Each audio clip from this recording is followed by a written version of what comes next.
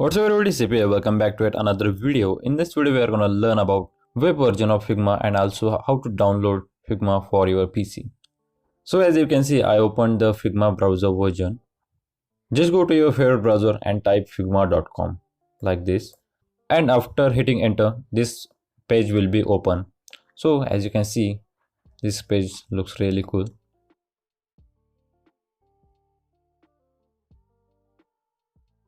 It already has some animation on this front page, also some, I think these are the reviews. Let's see one by one. So at the top we have this logo. After that we have product. In products we have design, prototyping, design system and downloads. From here we are gonna download our software. We will download Figma later. So let's see what is in the enterprise. In enterprise we have overview, customers and contact sales. If you click on pricing, there will be like 3 options. We are going to use free version, and if you want to buy the professional version or organized version you can do that, but I will suggest you to use free version.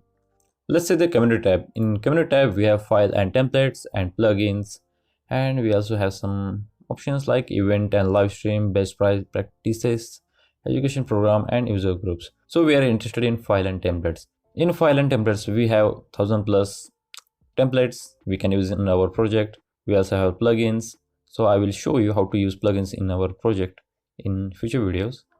In company I think they have blogs, career, our story and help center.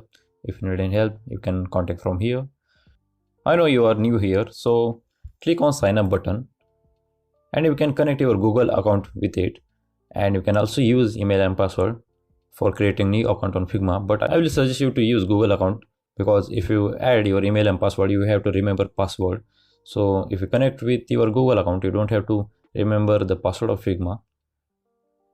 And if you click on sign up button, and it will show you your Google account and you can tap into it and just connect with it.